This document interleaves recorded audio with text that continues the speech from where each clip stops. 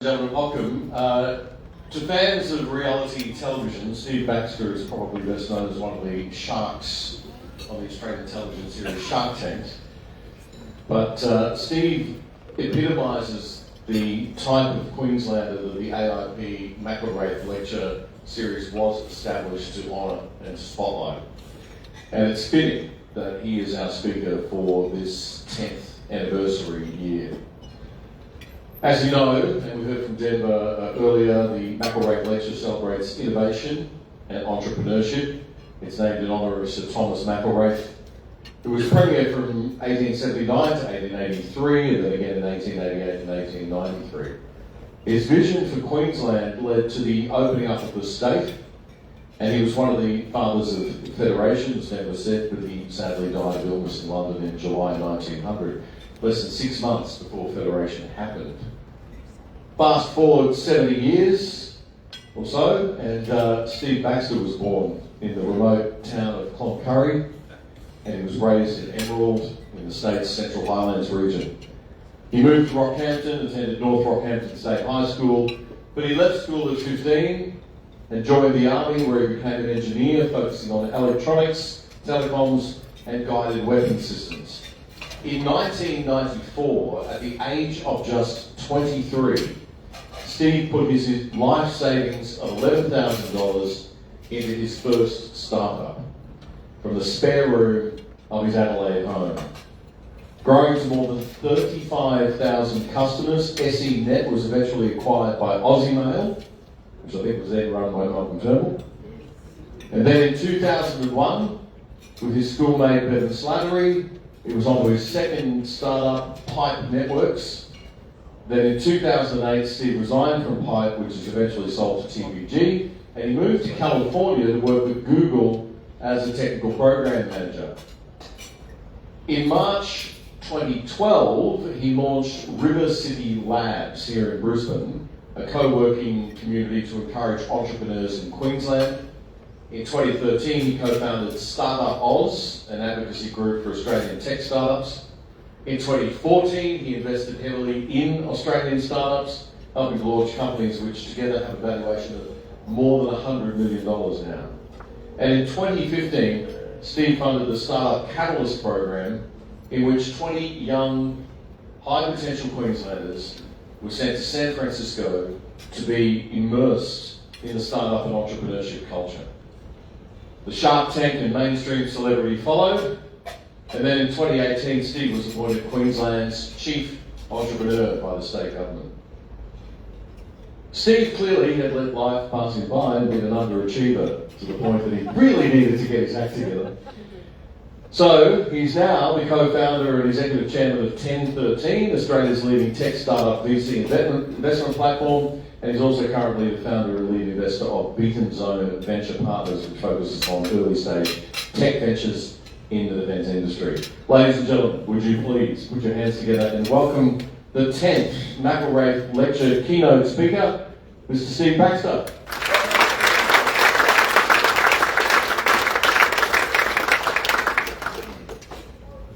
Well, that's it, I'm done. Nothing more to say. Thanks very much, Graham and the AIP, for having me here tonight. If this doesn't work down the back, sing out, because apparently we've got some directional issues, just in case I stuff it up. Or when I do stuff it up. I'd like to just obviously do an acknowledgement before we start, because that hasn't been done yet, and it's not good. So I'd like to acknowledge current reformer serving members of the Defence Force from Australia and from allied nations. Thanks to their sacrifice, that we can sit here tonight and listen to me drone on in peace and safety. So that's the real acknowledgement of the country that I like to talk about.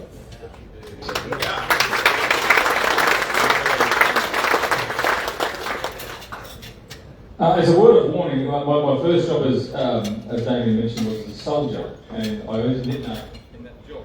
It was called Belt Fed. I tend to get very excited and talk really fast, so if I do that, I won't be embarrassed. Please slow me down and tell me to get less excitable.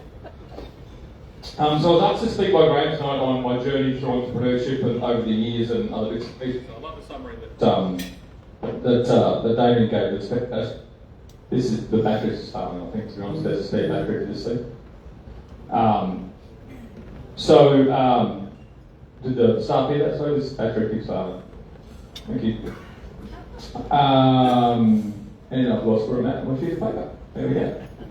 So yeah, I was going to go through, I suppose, the various phases of what I've done in my journey to get here. I'm trying to break into phases. I'm not sure I'm going to reach a conclusion in any of this, because there's lots I want to do in business, there's lots I've done, there's lots more that I want to do.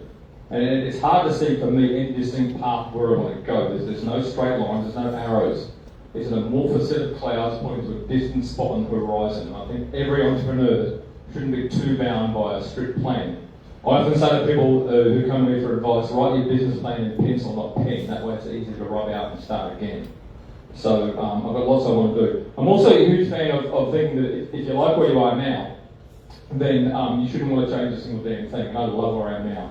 An awesome family. We've got 3 great girls. I've got a beautiful wife, and I've actually found a job that's my calling. That's the defence sector, which I'll get into a bit later. 1 second, we'll just swap this out.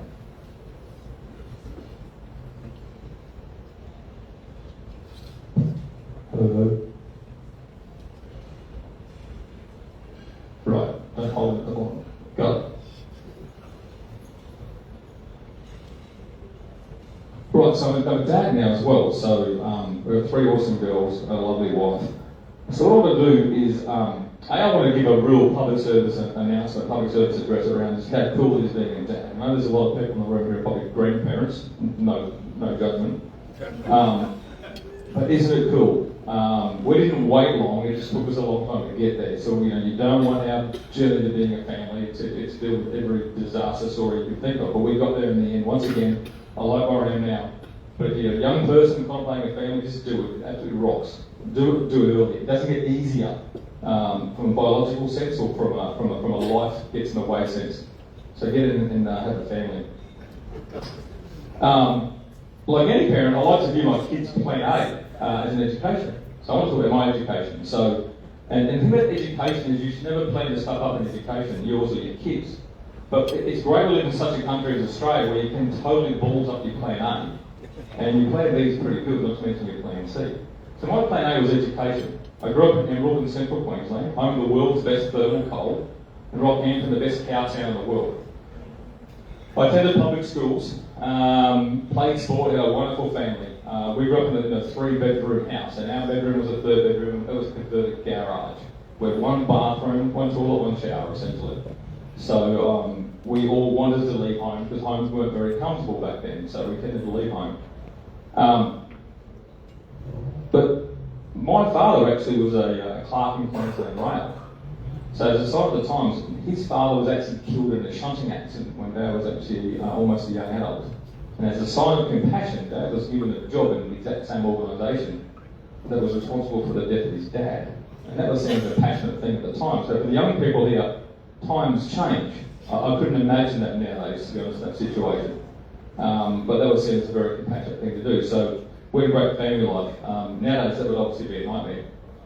But I was a dumb kid, got to grade 10, did pretty well. I scored mostly 7s, which back then was the highest score you could get in your subjects in grade 10. And in grade 11 I failed 4 out of 6 subjects. I was just a dumb kid going through adolescence. Got into fights and did all the sort of things that you shouldn't. I hated school. So I had a plan B. I didn't tell my parents. At the end of grade 11, I'd actually left school, resigned from school that time. My parents said you could actually do that. You get to do it from grade 10. I did it from grade 11. And luckily, because I hadn't had the courage to tell my parents I wasn't going back to school the following year, I got a call from the Army. I was accepted to the Army as a job. So my plan B was to go into the Defence Forces. I was very keen to join any part of the armed services. I just wanted to get out of the house. I wanted to see the country. I wanted to serve. I actually applied to all 3 services. I managed to do the Air Force and the Army tests before the Navy got to me. The Air Force told me that I did not meet their educational requirements, and I was applying to be an armoured fitter, so a person who handles a large bomb on the bottom of an aircraft. So I didn't hold myself out for a great job in the Army. So the Army offered me a job as an electronics technician, which I think was probably a step up from being an armoured fitter, which is great. Now as a dad of a 12-year-old, thank Christ it's illegal to recruit a 15-year-old. I can't picture how we did that. Once again, it was a sign of the times. It was very much Now, I look back at it with a lot of romantic fondness. I enjoyed the army though a lot more now. I'm no longer in it. So it's a lot more fun. But I enlisted in the Army apprenticeship program as an electronics technician, ultimately qualified as what we call a technician systems ground, where we fixed everything except radio, radar, and avionics. So we did guided weapons, tank fire control, radiation safety, medical and dental equipment. So we were called the jack of all trades and master of none because it was very fitting. You can't do that many things and be expert. So we were sort of the all-round sort of people to go and help out. But the army back then was pretty boring. We're in between the Vietnam era and the Timor era. And whilst in that period there was some peacekeeping missions that occurred, and some warlike service as well to Somalia and Rwanda in particular, it was actually pretty boring. And what you shouldn't do is you should take a whole bunch of young men, it was mostly young men, get them really fit and amp them up, and then make them really bored. Because then you get nothing to get into trouble. So we used to go away and exercises. Long trips in the Australian bush, no laptops, no tablets. For 3 to 5 months, you could not take enough books, and sorry for the young kids over here, books of things we used to make from dead trees we'd read from. So ultimately, I enrolled in university after getting an exemption, because I hadn't finished grade 12. I had to do 1 year of an associate diploma before I could enroll into a bachelor program in computing. And that was what did it for me, on to plan C, entrepreneurship. It was on that program then that I actually had to have a subject called Unix, and there was an operating system called Linux, and that's what got me off my journey. It was a freeware operating system that has pretty well changed the world. So I was a very, very early user of that. I liked the multitasking operating system that was for the geeks out there. It was somewhat novel in 1994, and I joined a computer user group where for the first time I saw a web browser being used over someone else's shoulder in someone's back garden just near an exhibition plant in Adelaide.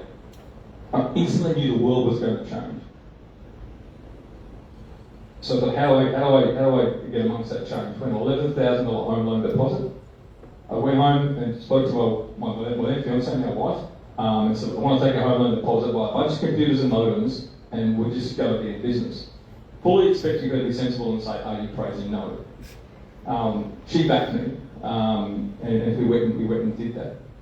I often get asked, we were living in an army married quarter at the time, how I actually installed 13 phone lines, how I got permission to install 13 phone lines into an army married quarter. My response was, what is permission?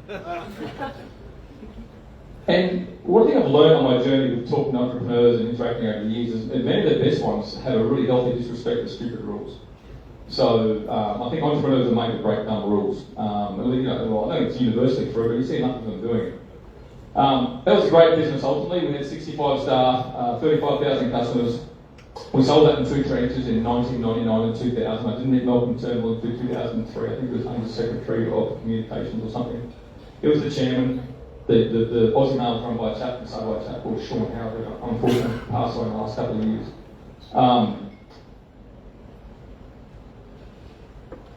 That business really got me to hate government and really got me to hate monopolies. So our main supplier and our main competitor was Telstra. We bought all the services from Telstra and we competed against Telstra. That's a terrible place to be. So what we did is we started industry bodies. I participated in the formation of running 5 industry bodies over the years. I either actually helped form them or I was on the operating committees. So I also realised I wasn't the smartest person in this stuff. And if you get enough smart people in a room and you apply some alcohol, you can ask them questions and work out how to do things. So networking was my first start in the network, and I think networking is such an important thing for what we do. And Graham, I've got no idea how long I'm going to talk. Where is Graham anyway? So if you do get me up to study, put your hand up and I'll finish it up. So I've got a lot to go. So we sold that business in 99-2000. So we sold it just prior to the capital gains tax concession coming in. So the first part of our business, we lost 47 cents in the dollar. And that gut punch turned into libertarian in a heartbeat. To think that the current envious, small-minded mob in power in Canberra want to go back to that system tells you a lot about their motivation. But that was a great business, gave me an enormous sense of pride. Things I recall was the first hire, very, very salient moment when you think, well, if this doesn't work well, we've hired this person and they can affect them materially if the business doesn't work out. Thankfully it did. And the first time you fire a person as well. You can look at it with some belief. The reality is when you acquire a human being, and they're a person, they deserve some pride. At the end of the day, the person we fight had to go. He acknowledged it years later when I caught up with him. And the most, I suppose, most reassuring thing about that incident was most of the staff the next day thanked me for shooting him. So that was already, that's a technical term, shooting.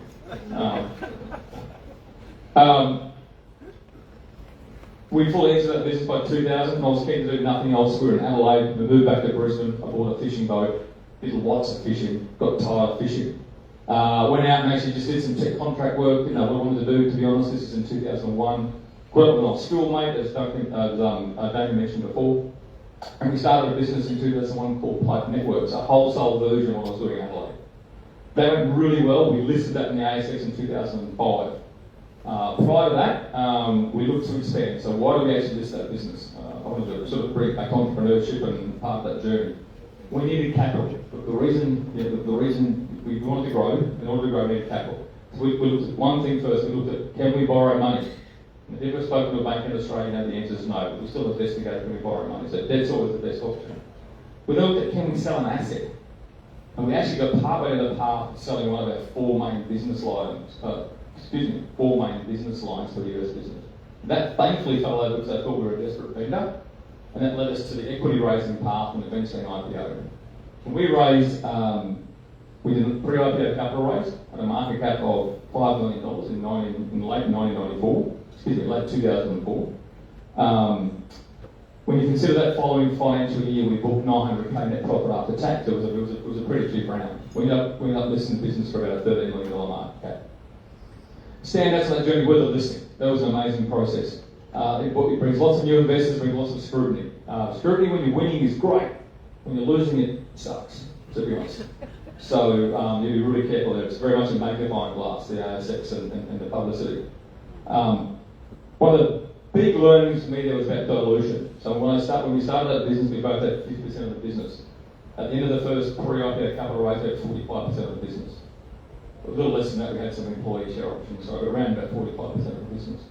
When we sold that, we had about 13.6% of the business each. Went from the initial $70,000 to put into the business to being over $50 million by the time we were done. So dilution's okay, providing you add value. And a lot of entrepreneurs get wired up around the axle about dilution. We list that business at 40 cents. We end up selling it for $6.30. Along the way, though, I have to admit that if you know the GFC is 6 months away, don't start a $200 million infrastructure project.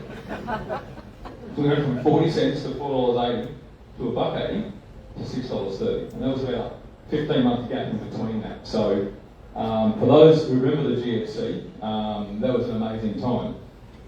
We got through that. It taught a lot of lessons around debt, probably not really lessons for today. Danny mentioned my move to America. I went to work with Google in California for 1 year and 1 day. It turns out that period of time was something the HCO thought I was taking the piss over. And so I spent about 4 years in an audit. But essentially I went there and I've never had a more professionally bitter disappointment professional experience in my life. Everyone thinks Google is the center of the universe, and it probably is in a technical sense. What it taught me is when you're an entrepreneur and you have the bit between your teeth and you run a business, you're actually unemployable at that point. You've got to be really careful when you're an entrepreneur because it's really hard to go and get a normal job afterwards. But in essence, Google had too much money. So the indication of that was I got there on day one in California and they had no idea I existed. They thought I should be in the Sydney office despite the fact I spent $17,000 getting my visa for me. I spent 4 hours outside their office, convinced them I was actually being employed by them on day one. First impressions are great. Then my mentor came down to pick me up, and before I knew his name, he said to me, when I heard the job they gave me, I wasn't sure whether to laugh or cry. That's what, hello, my name's Stephen. So they changed my job. So I moved across the world and they gave me a totally different job. So very, very professionally disappointing. I don't like to waste, I don't like inefficiency, and Google was a sea of that. But when you have that much money, you can be wasteful. And it was an indication of that. We sold Pipe Networks. After Pipe, we came back to Australia. I came back because California wanted to charge an extra almost 10% capital gains tax. There's a double taxation between Australia and the US, but not between Australia and California. So that was an issue there. So we came back in order to avoid that. We walked into a 4-year HCO audit. That was pleasant. I was determined I'd never start a business ever again. So I bought a house on Sundays, bought a boat, the house was on runways, I bought a plane, a hangar. Now I'm just going, sorry. Then I got bored again. So I went out and relit my networks. I've been away and out, I think it's about 18 months. I started investing in companies, very small checks. I was going to Sydney too often and seeing these businesses that needed investment, thinking, why aren't these businesses like this in Brisbane? And there was infrastructure in Sydney, co-working spaces, and entrepreneurial sort of facilities. I thought, well, how hard it can be, let's do that in Brisbane. So that was River City Labs. And over the life of River City Labs, we worked with over 460 entrepreneurs. We hosted 480 events, attracted 16,000 guests, 4 international delegations. We started a pitch society called River Pitch, where we had 47 different companies pitching over 600 investors.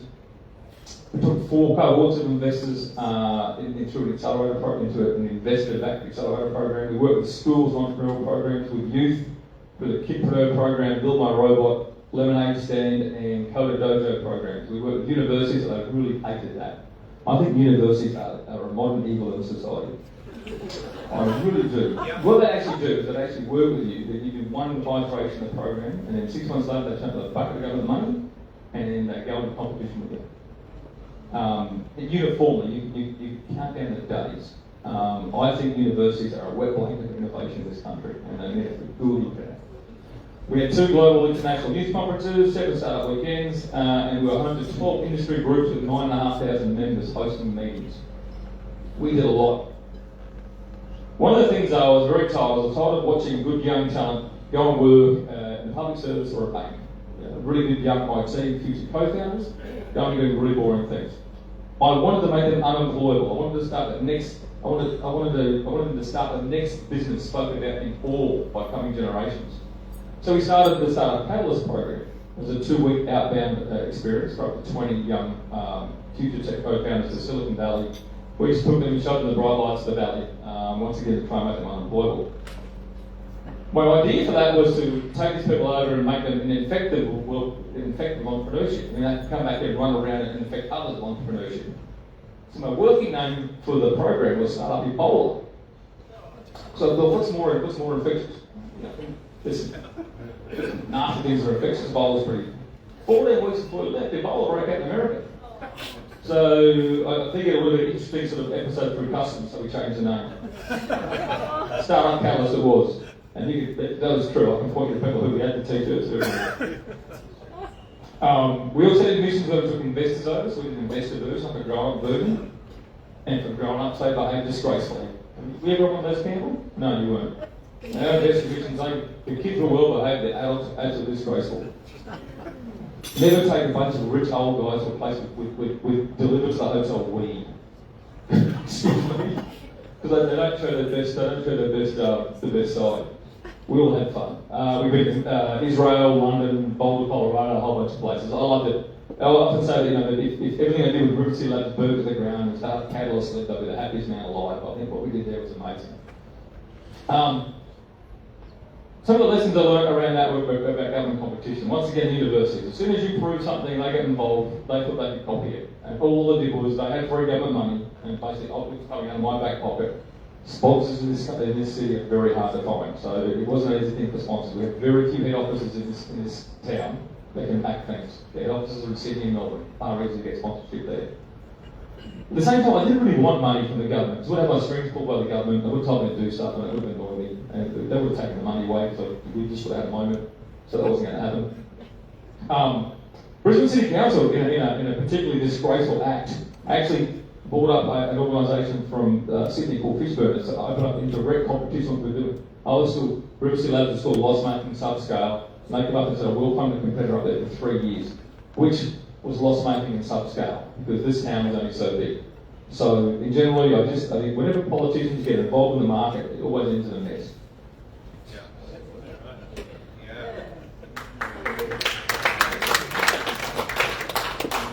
My time as chief entrepreneur was great, and this is not politicians being involved, government being involved in the market. This is them actually raising the role to highlight entrepreneurship. I was meant to be the first chief entrepreneur, but we found out twins were coming. My wife said no, so it must be home for twins. So Mark Sally ended up being the first chief entrepreneur. It was fantastic, and I was the second one. They got me to focus on, I wanted me to focus on three things. I wanted to do four. The three things I wanted to focus on were about networking. Were about event networking. So I'd get my plane and I'd fill up full of people on probably once a month. We'd head out to like Richmond, Cloncurry, we did Cairns, St George, Longreach, Croston, all sorts of, any place with 560 metres by 12 metres of runway I'd go to. And we loaded up with people who wouldn't normally go to Croston or Warrandyte or St George. And we go to the local Chamber of Commerce. We meet the local butcher, baker, candlestick maker. No offence to those trades, it's just the same. And we would try and bring a different approach and a different view of life out there so we could actually add something. I love that. That was a lot of fun. I also attempted to free up large tracts of state government asset, the fibre corridor on the power and transmission line. So the Queensland government for 30 years has owned an amazing fibre asset, which is they've kept themselves, to be honest, which is a travesty. They only got freed up a couple of years afterwards. I started working on that program at Pipe Networks in 2006. And I think that was done by about 2018. So 12 years the government sat on an asset. Anyway, I hate government, we did say that often enough. The last thing I wanted to work on then was flying cars. But everything needs a big, hairy, audacious goal. So it's almost impossible to achieve. Flying cars. Well, why should we duplicate the M1 where we can just change airspace rules? Let entrepreneurs create flying cars. Now, in a cubic metre of airspace with 50 metres of separation, you can get 4,000 vehicles. You look at the numbers on flying cars. I mean, when's the last time you were 50 metres from a car or a road? It's a long time, right? So there's lots to be done. We're not there yet. The flying car revolution is still coming. Shark Tank. That was 10 years ago. I can't believe that. So when I first got asked to go on Shark Tank. I did 4 seasons on the Channel 10 show Shark Tank. I was initially asked to, it was actually thanks to Campbell was on this show. When Campbell was Premier, I had a meeting with him one morning, soon after he was probably 3 or 4 months in the job. And there was some lovely professional entrepreneurs from QT in the meeting as well. So I spent 25 minutes of this half-hour meeting. So it was a very generous meeting. No, I actually lobbied Campbell once before when he was Lord Mayor, so we hadn't met before this. And I spent 25 minutes, this guy was just challenging my business credentials. And I went away and I looked this guy up, and he'd never been outside academia in his entire life. And that really pissed me off. So what I have to do is have to raise my public profile. So if I have a meeting again with a premier or whatever it might be, the first 5 minutes can be challenging. I mean, let's just get on with business. Let's just get the show out of the way.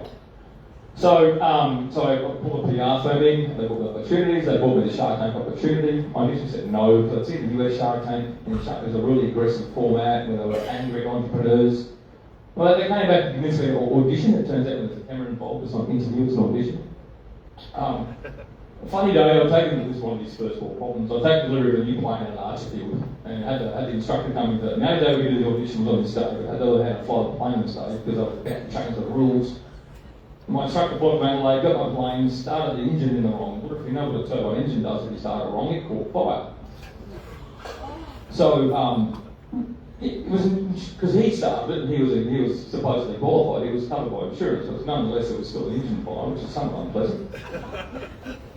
And so the audition tape is me staring down this camera, looking pretty pissed off and shitty, excuse me, with a windmilling bird propeller in the background doing this interview. So I gave myself about a 1% chance to get the gig. Because I talked too fast, I slurred my words, I thought, no, I'm not doing this. They rang back about 2 weeks later and said, look, thank you very much. We were after 5 sharks and you were the 6th best shark. Well, that's what I tell kids when they get upset. What's the real reason? They didn't tell me the real reason. But eventually, 2 days before they started filming, they rang me up again and said, hey, we'd like to be in Shark Tank. We'll start filming in 2 days. So literally, I went from a Tuesday morning to Tuesday morning I found out, and Thursday morning I was in Bondi Junction getting fitted out for RMs, and I was in a TV studio, and some lady, 2 brands of dogs in it, walked in, pitched me $600,000 for a dog grooming studio. And I turned to Janine Ellis from Boost who says, this is the best chick ever. And I said, I feel like I'm on candid camera. Like 2 days ago, no one's happening to me, and all of a sudden, I'm getting pitched for half a brick or thereabouts for someone at the dog grooming studio.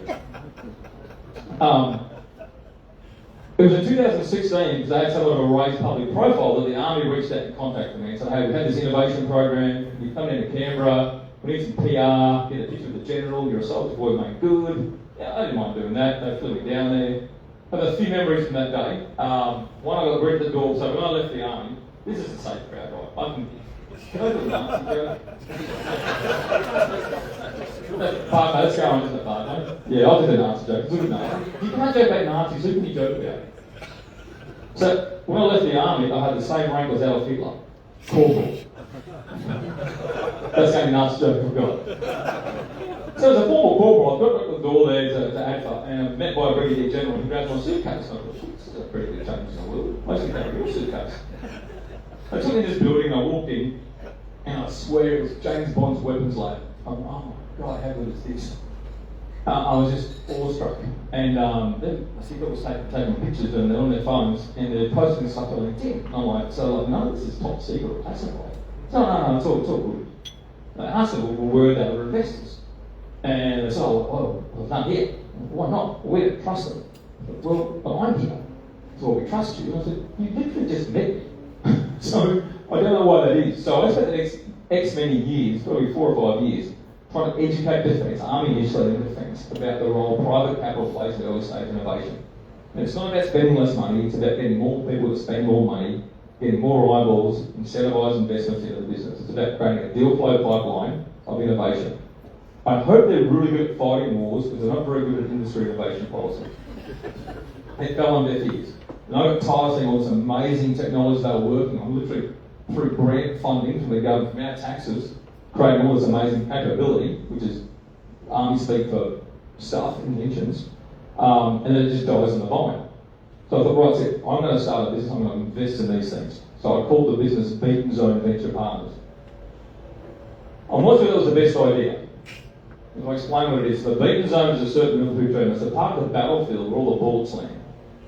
So the businesses I was going to invest in were the ones making things that we hope soldiers, sailors and airmen never ever have to use. But the reality is the enemy's not stopped with harsh language alone. You know, robust man carrying something heavy. And we back to make heavy things. And no one was going to stand behind it, I was going to stand beside them. So in the community they take a certain cost what they do, that is shown because they're making tools to defend the realm. For some reason that's an impolite thing to do in this society.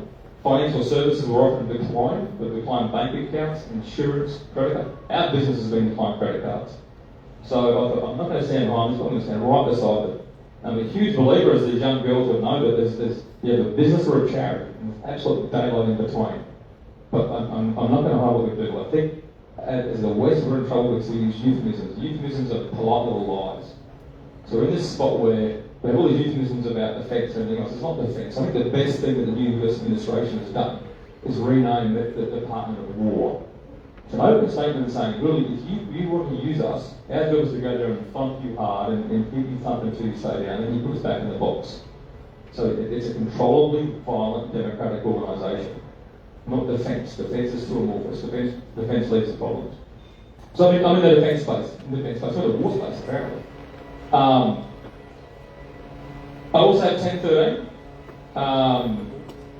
So 1013, as David mentioned, it's Australia's largest tech-start civic investment platform. We've almost 700 investors. We've got 55 companies we've invested in through about 90 rounds of investment, $120 million under management. I've got 2 great partners running that business. I'm just the old non-exec chairman, guy with the grey hair. That business has been a lot of fun.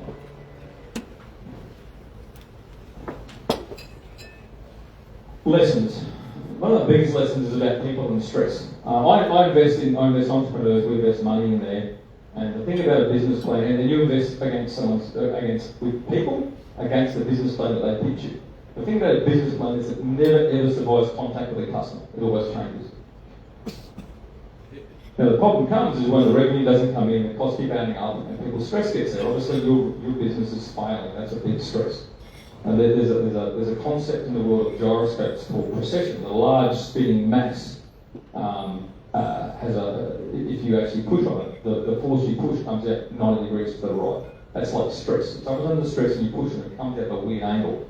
So I learned probably the hard way, I think we're better human for it now, how to understand people under stress. So that's one of the big things there. So it's how you handle stress and how you actually react to other people under stress at the same time. As an investor, it's really important because it helps you preserve capital. It also helps you be a better human as well at the same time. The other big lesson for me is around disruption.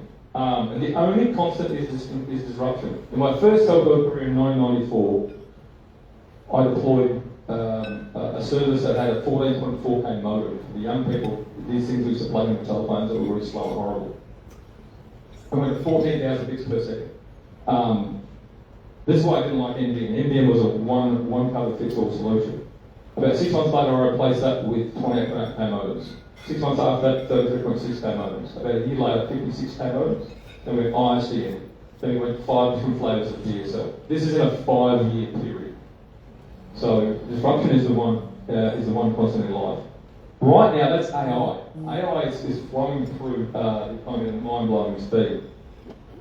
I like maths. I know there's a couple of teachers in the room here. So who the young people here, the teachers, knows the rule of 72? Right, the rule of 72 is probably the most important piece of mathematics you can do in your life. You're an economist, aren't you, teacher? Do you know the rule of 72?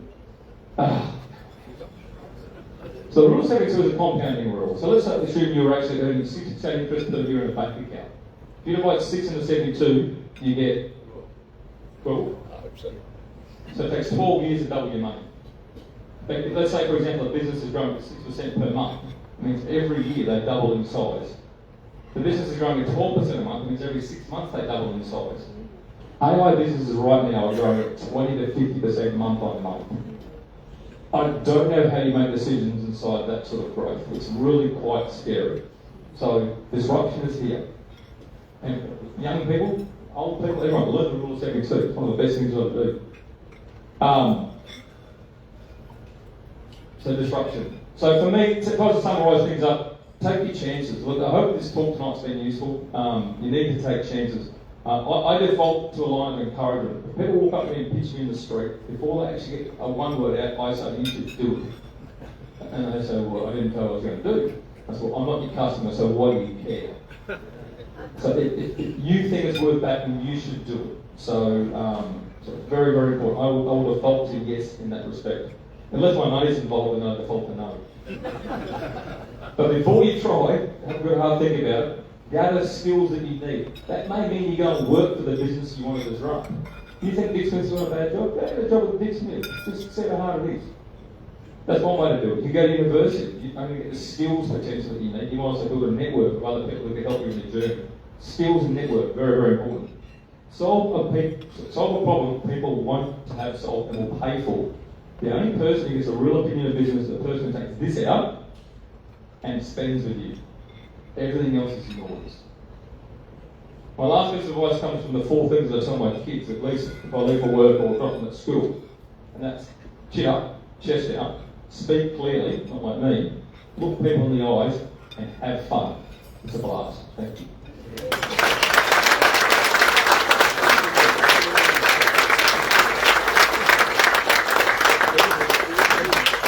Thanks very much, Steve. We've got time for questions. There should be a second microphone somewhere. So while we're looking for the second microphone, I might ask you a first question, Steve, which is, it seems to me like you just happen to be there a lot of the time, which raises the question in my mind, is being an entrepreneur something that you're born with, or is it something that you can teach? Or, given I suspect it's not going to be a digital answer, what are the proportions of each? And how's it work in your case?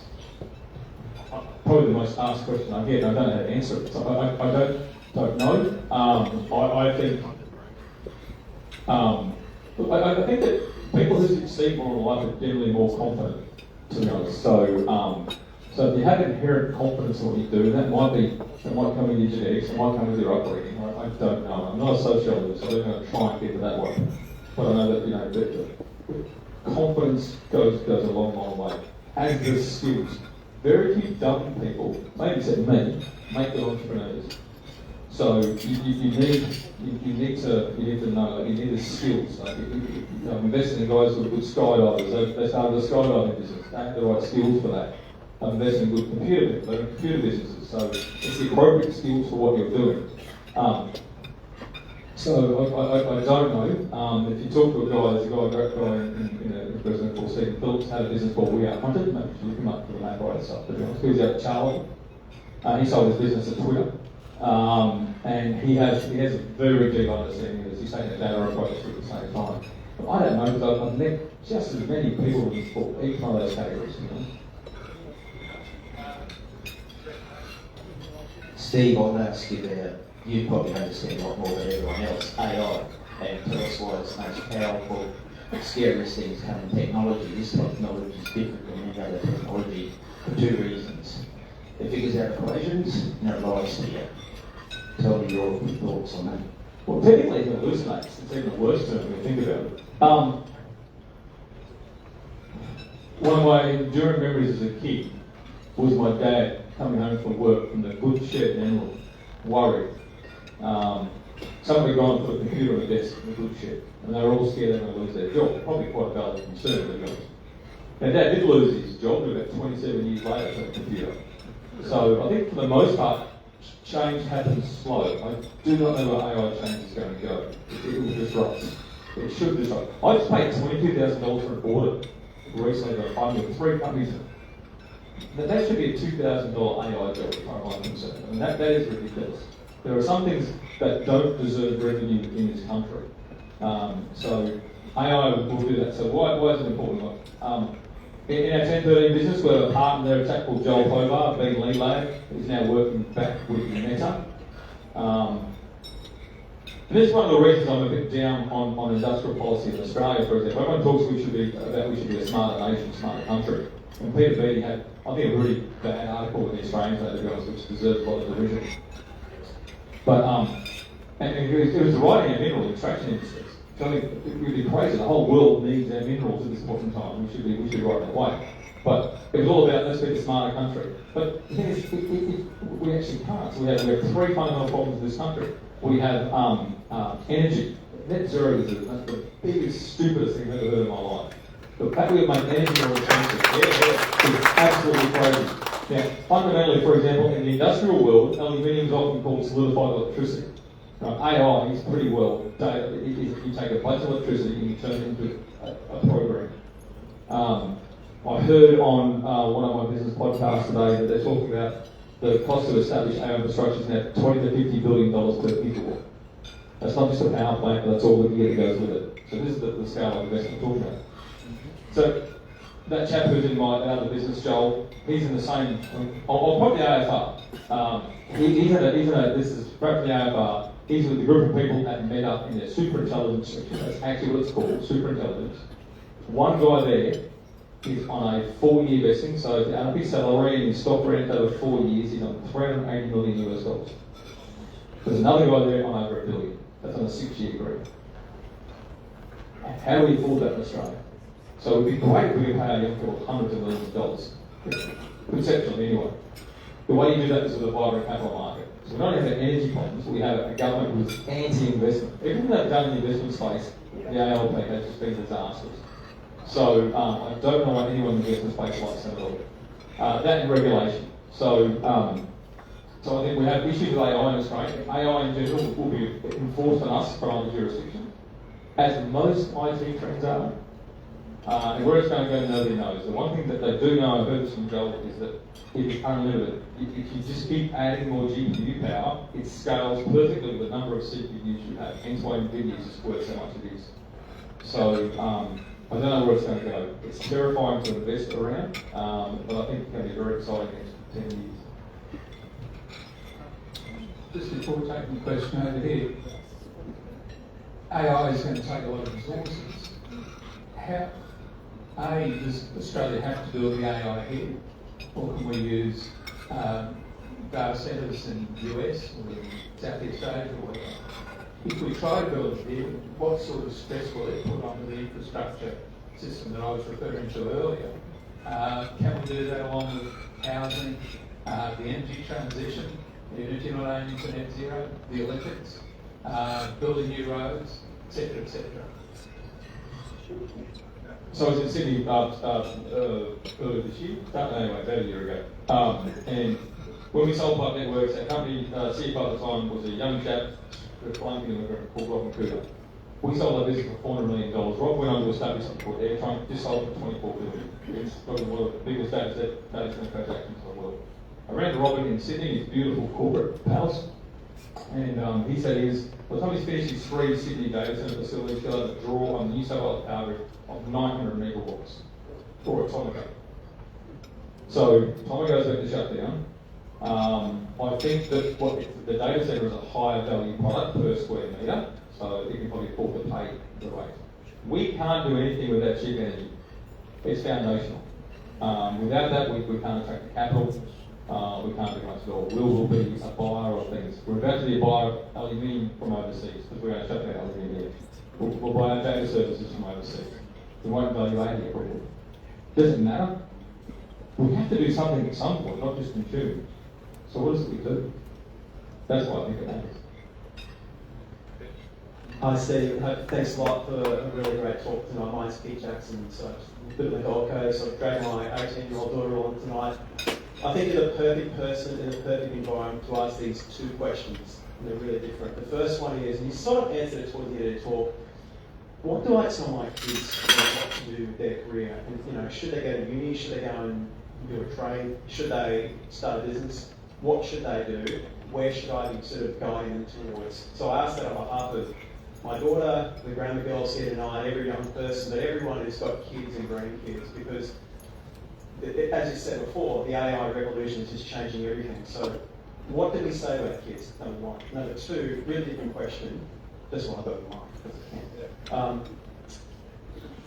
We saw in your bio spiel that Australia's got the 12th biggest economy in the world, but we're 105 in terms of economic complexity. We dig up rocks and we sell real estate. Not much more than that. Like obviously our biggest part of our GDP is services. How do we complexify our economy and de-risk? So the first question relates to just youth and what we say. The second question is, what do we do now in the next 20, 30 years to sort of put ourselves back in the realm? I've got 3 young girls, so a pair of 8 and a 12-year-old, and getting them to really get excited and fight about anything I find to be really hard. And they're only 12 and under. Should I really care about that? Just let them go and play with their 28 gallons of toys they've got. But I think to myself, I'd love them to just find something that I can also get involved in. So whatever your kids are involved in, I would just run down that rabbit hole after them. So I don't know what it is. And for me, I didn't finish high school, had plan A, plan B, plan C. So pretty lucky. So you can do that. Like the first thing doesn't work, there is a second thing. You shouldn't stuff up your education. It's not a good plan A. But if you do accidentally, then there's something that you can do. So you can do it if you want now. I mean, it's I'm somewhat down on universities. I think you shouldn't say that. If universities stick to the practical needing of just educating kids, it'd be a lot better. But there's a lot of indoctrination that goes with it. There's a lot of wasted research and academia at the same time. So I'm down on universities. But it's like anyone. If you close your eyes and you see what sparkles. The thing you can do is in that black vision, you see what sparkles. Follow that, and hopefully there's a dollar attached to it. Second one is the same answer as my previous question. It's energy. Without energy, we can't do anything. And energy is so fundamentally important, and wealth is tied to what comes out of the power socket and GPUs. So unless we can do that well, then everything else is just like we just lag having onto the bad foundations. Economic complexity. I took issue with Peter Beattie's article this morning because he poo-pooed the extractive industry. We're the best goddamn miners in the world. We were blessed with it. We've actually made it really good. Look at Twiggy Forrest. Don't like him very much, but he runs a bloody efficient operation. It took him like $100 a tonne and like $7 a tonne to get iron out of the ground. It was incredible what he did. And there's a lot of technology there. Would you want your kids, for example, to work in a mine site as an engineer, or to be a cleaner at a hotel in the Great Barrier Reef? I know what I want. So I think that the value behind the supposed lack of complexity in a coal mine or an iron ore mine, it's not an appropriate distinction. I think it's actually very weighted towards basically the people who write those things on the left just mostly have those industries. Hi Steve, my name's Lockie. I'm just going to take a question from Lockie, but I need to warn you that this guy is making a career of doing podcasts asking successful people why they were successful. So just watch his spiel. Hi Steve, my name is Lachlan Ward. I'm a young entrepreneur and founder in Brisbane. My question relates to decentralised currency. do you think there's a future for decentralised currency in Australia, and to specify not just cryptocurrency, but everything from Woolworths, Coles Points, Flybys, all the way through to decentralised property? Sorry, fractionalised property.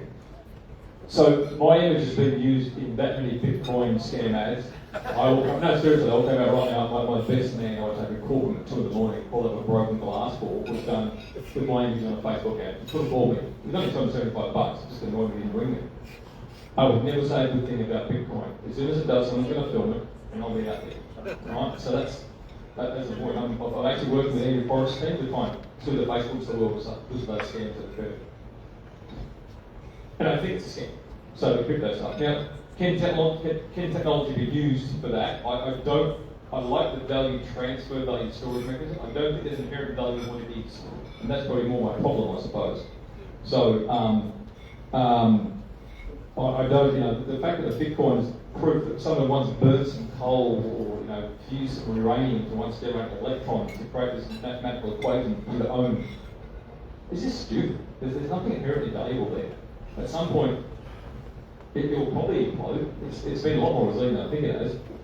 So, I think corporations doing it is a vastly better idea than governments doing it. I'm so against digital anything from government. Every time I log into a bloody government website, I go, digital ID. My teeth thrown away, to be honest. So, we need to keep that hands away from government because the public servants won't try and mess with it. So yes, but private solutions are very happy. People can opt into that. It's where there's no opt-in that I have the big issue, and I think that inherently the big points of the world is garbage. Hi Steve, my name is Sophia. In fact, I used to be a technology entrepreneur. I used to hire a couple of desks at River City Labs. Awesome, thank you. So thank you for what you did to the startup world in Queensland. Now my question is, what I've learned doing startup, that Australia is very good at innovation, creating new technology, new things. But what we are not good at is scaling. So how, as a country, I guess, first of all, how as a startup industry can we scale more than what we are doing now? And also in turn, how do we improve our country's culture so we can scale more in technology, especially with AI, robots, and whatever to come in the future, so we have the competitive advantage globally? Thank you. Well, I'll give you my definition of scale, and it may not be yours. Scale for me in business is where you can spend 1 cent of expense and get $1 of revenue. That to me is scale. Past a certain point, you pay your wages and all the rest of it, but people keep buying more, it costs you 1 cent more to get $1 more of revenue. That is scale. Right? And that's why tech companies are worse than that. They have that prospect, they have that promise. I ran into a couple of young Melbourne entrepreneurs in the pub in London, as you do, on one of my trips, one of my investment missions. They had a business in Melbourne, I won't mention they were, but in the education space, and they, at that point in time, had $23 million in revenue, and they were personally keeping $17 million of that. Because it was a software business, and it's scaled. I've never heard of a ratio like that before, because that's truly terrifyingly great for them. How do you do that in Australia? We are a nation of 20-something million people. In the world's longest communications lines, both physical and virtual. We're a very small home market, mostly nailed to the east coast of Australia. We have lots of things that go against us. We're the 6th least dense country to live in the world. So and telecoms has to be more expensive because we've got to cover more area with less people. So there's structural things that make it really hard. You have to acknowledge that. So I'm not saying we shouldn't do it or try and level that field. We have to acknowledge what we're doing. And I'll come back to, I just love extractive industry. They're that technically complicated, it's incredible. How that rate on economic complexity just amazes me. But, so I think it's, that being said, the reason I like tech startups, and the reason that I wanted to actually help and promote tech startups in Australia was because we are, and still are, massively trade exposed. So when we started Pipe Networks, we had to get we had to do email for our staff. We had to buy $500,000 worth of file servers, put them in different data centers, just to satisfy an ASX requirement for diversity and redundancy. So we had to spend multiple money in infrastructure. Right, in order to do that. It worked well, don't get me wrong, it just cost $500,000. Well, nowadays you buy a $27 a month office account, and you're done. You actually have more facilities than we did by spending $500,000. Now that's available to the entrepreneur in Brisbane, And the entrepreneur in Favela in Brazil is far hungrier for a better life than the person is in Brisbane. That's what trade exposure means. They've got cables over their country, they've got access in. So anyone on the internet with a reasonable connection, which is pretty easy nowadays, it's Starlink up there, that's really easy, can compete with you. This is what we need to do things better in Australia, because they are competing. We just don't realise what I said, that the internet's the biggest levelling device that we've known in a commerce sense out there. One last question.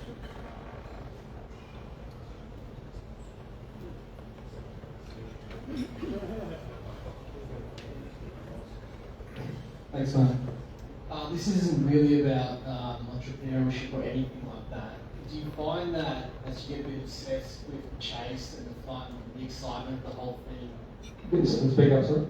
as you get excited with the whole chase and fun and momentum of the whole thing of making money and going through time and doing all of that, do you find yourself losing track of other parts of your life and getting distracted from the other parts of your life? Yeah, very much so. Like, my first couple of businesses, I was 50 kilos bigger. I let my health go to hell, so I'm probably 45 kilos over the last couple of weeks. But let the life go to hell, I did a lot to regard my health, to be honest. I did the wrong thing. I enjoyed it too much. I just loved it. I would just sit there and I get absorbed. I mentioned before, like the episode briefly, I think in this new role I've got with Beacon Zone Ninja Partners, I think I found my calling in life. Which doesn't mean I'm good at it. I hope I'm good at it. There's some investors in the room, so I really hope I'm good at it. But it excites me. I'm now sleeping 3-4 hours a night and loving it, smiling. I tend to bite a bit too hard. I know that, so then I go and have 2 weeks off and probably sleep for 2 weeks. So yeah, the excitement's great. You're hanging around people who are trying to change the world. They're trying to change their own personal circumstances and drag the world behind them, drag their family, drag their community, employ people.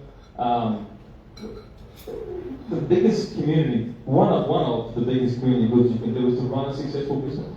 And if you're on that journey, I don't want to run a business. I'm a capitalist, I'm an industrialist. I'm not going to run your business. If I thought I was better at doing it than you, then I'm doing it myself. I'm out to profit from you. I'm out to sort of a bit of a limp on the side to some degree. But we provide capital, we provide advice. But it's and then I almost live vicariously through younger people executing businesses. So I get the best job in the world. I get to make dreams, break dreams. A yes to an investment makes a dream, and no breaks a dream. So it is the most generous thing to be allowed to do.